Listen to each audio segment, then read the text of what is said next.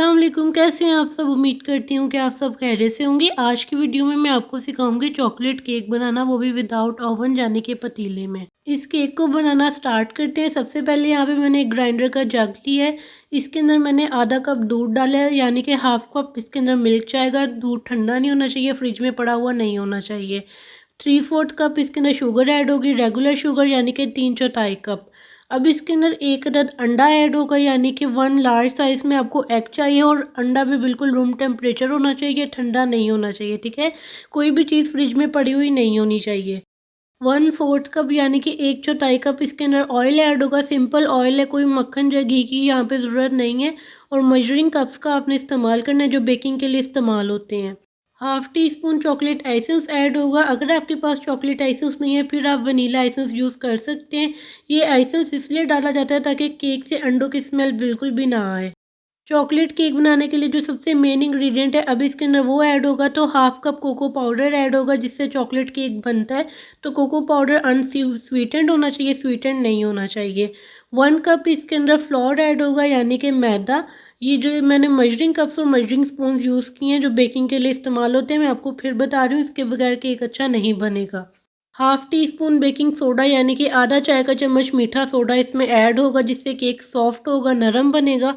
Half tea spoon इसके अंदर baking powder add होगा जिससे केक राइज होता है। तो ये दोनों चीज़ें आपने लाजमी डालनी है। तो बस ये सब चीज़ें इसमें जाएंगी। आपको डिस्क्रिप्शन बॉक्स में मैं फुल रेसिपी लिख दूंगी, आप नोट कर सकते हैं।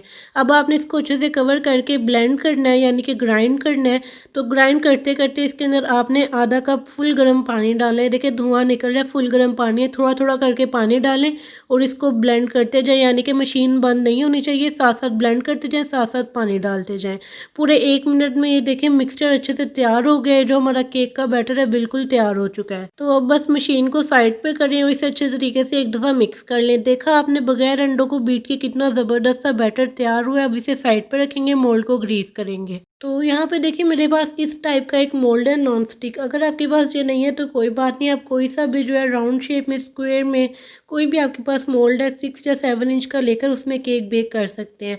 तो इसमें जो है आपने जो है 1 टीस्पून ऑयल डालना है और उसको ब्रश से अच्छे तरीके से ग्रीस करना है। ये इसलिए करते हैं ताकि केक ईजिली मोल्ड से बाहर निकल जाए।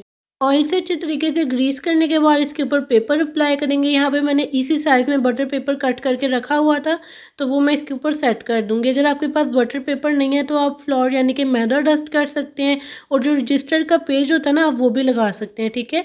तो उसके ऊपर जो है मैंने हाफ़ टी स्पून के बराबर ऑयल डाला है और इसको अच्छे तरीके से ग्रीस कर दिया। और ये जो हमारा मोल्ड है ना, ये बिल्कुल तैयार है। अब सारा बैटर ग्रीस किए हुए मोल्ड में डाल देंगे। ये देखिए माशाल्लाह से कितना ज़बरदस्त चॉकलेटी सा हमारा बैटर तैयार हुआ है। अब इसको इस तरह से हल्का हल्का टैप टैप करेंगे ताकि जितने भी एयर बबल्स हैं वो ख़त्म हो जाए। 3 से 4 दफ़ा आपने इस तरह से टैप टैप करना है, ठीक है। ये स्टेप को लाजमी फॉलो कीजिएगा। तो अब इसको मैं बेक करने का टाइम बता देती हूँ। इसे 40 to 45 मिनट्स के लिए लो टू मीडियम फ्लेम पर आपने पतीले में बेक करना है, यानी कि 40 से 45 मिनट के लिए पतीले में इसे बेक करेंगे। पतीला 10 मिनट पहले आपने गर्म कर लेना है। तो 45 मिनट्स के बाद केक बेक होकर आ चुका है। देखिए कितना ज़्यादा सॉफ्ट बना है। इसकी साइड्स को स्पैचुला से आहिस्ता आहिस्ता अलहदा कर दें ताकि केक इजीली मोल्ड से बाहर निकल जाए। अब मैं मोल्ड को ओपन कर रही हूँ, ये देखें आसानी से बाहर निकल गया है। और केक बिल्कुल ठंडा हो जाए तब आपने मोल्ड से बाहर निकालना है, वरना ये टूट जाएगा। तो यहाँ पे इसका पेपर उतारते वक्त मैं आपको एक बात बता दूँ, ये बहुत ज़्यादा साथ जुड़ा होता है, तो आहिस्ता आहिस्ता आपने इसका बटर पेपर उतारना है, वरना केक टूट सकता है, ठीक है। तो जब केक फुल ठंडा हो जाए तभी कट करना है। यहाँ पे केक बिल्कुल ठंडा है तो मैं इसे कट कर रही हूँ। केक की जो नाइफ़ होती है मैं उससे कट कर रही हूँ। तो यहाँ पे इसका जो अपर वाला पार्ट है यानी जो ऊपर वाला पार्ट है ये आपने उतार देना है, क्योंकि ये बैलेंस पर नहीं है, हमें बिल्कुल इक्वल लेयर चाहिए। तो ये जो पार्ट हमने कट किया ये ज़ाया नहीं होगा, आप इसको जो है टी टाइम में भी इंजॉय कर सकते हैं, ठीक है। तो अब मैं इसकी 4 लेयर्स कट कर रही हूँ। देखिए आपके सामने कितना ज़बरदस्त ये केक कट हुआ है। अब हम केक को साइड पर रखेंगे और इसके लिए चॉकलेट गिनाश बनाएंगे। होममेड चॉकलेट गिनाश बगैर किसी चॉकलेट की यानी डार्क चॉकलेट की ज़रूरत नहीं है। सबसे पहले सॉस पैन के नीचे बिल्कुल हल्की सी आपने फ्लेम ऑन करनी है, लो फ्लेम। इसके अंदर 1.5 कप मिल्क डालना है यानी कि 1.5 कप दूध। 1 टीस्पून इसके अंदर ऑयल जाएगा यानी कि 1 चाय का चम्मच मैंने इसमें ऑयल डाला है। मजरिंग स्पून का आपने इस्तेमाल करना है। आधा कप चीनी मैंने इसके अंदर डाली है। आप अपने टेस्ट के हिसाब से कम ज़्यादा कर सकते हैं, लेकिन ये बिल्कुल परफेक्ट है। मैंने रेगुलर शुगर यूज़ किया, आप पिसी हुई चीनी इस्तेमाल करना चाहते हैं तो कर सकते हैं। अब इसके अंदर 3 टेबलस्पून चॉकलेट पाउडर यानी कि कोको पाउडर ऐड होगा, जो हमने केक में डाला था, जिससे चॉकलेट गनाश बनेगी। अब इसके अंदर 1.5 टीस्पून मैदा जाएगा, जिससे चॉकलेट गनाश में थिकनेस आएगी और ये मतलब प्रॉपर बनकर तैयार होगी। ये सब चीज़ें डालने के बाद आपने इसको हैंड बीटर से इतने अच्छे से मिक्स करना है कि इसमें एक भी गुठली ना रहे, और इस पॉइंट पे फ्लेम हाई कर देनी है और 5 मिनट के लिए पकाना है। 5 मिनट पकाने के बाद आप लोग देख सकते हैं कि जो गनाश है ना थिक हो गई है, बिल्कुल तैयार हो गई है। साथ साथ मिक्स लाजमी करना है, वरना इसमें गुठलियाँ बन जाएंगी। ठीक है, पूरे 5 मिनट में आपने मिक्स करना, बंद नहीं करना। Half tea spoon chocolate essence add करना है और इसे अच्छे से मिक्स करना है। चॉकलेट गनाश हमारी तैयार है। तो यहाँ पे एक बात सुने कि जब चॉकलेट गनाश बिल्कुल तैयार हो जाए तो आपने इसे 30 से 35 मिनट के लिए ठंडा होने के लिए रख देना। गरम गनाश की आइसिंग नहीं करनी, वरना केक ख़राब हो जाएगा। ठीक है, यहाँ पे गनाश बिल्कुल ठंडी है। केक का टर्न टेबल स्टैंड लिया, उसकी बेस रखी है, उस पर थोड़ी सी गनाश लगाई है। ये इसलिए ताकि जब हम केक की एक लेयर रखें ना तो वो हिले नहीं, एक जगह पर स्टेबल रहे। तो अब हम चॉकलेट केक की जो है फ्रॉस्टिंग करना स्टार्ट करते हैं। जिस पे हमने चॉकलेट गनाश अप्लाई की थी, उस पे हम केक की एक लेयर रखेंगे और इसको हल्के हल्के हाथों से आपने सेट करना है और ऊपर से ऐसे प्रेस करना है। अगर आप ज़ोर ज़ोर से प्रेस करेंगे ना तो ये केक टूट जाएगा, तो बहुत हल्के हल्के हाथों से आपने प्रेस करना है, क्योंकि केक बहुत ज़्यादा सॉफ्ट है। अब जो है हम इसको जो है सॉफ्ट करेंगे, यानी जो केक सॉफ्ट होता है ना, मॉइस्ट होता है, इसको वो करेंगे। ऑलरेडी सॉफ्ट है लेकिन इसे मॉइस्ट करना है।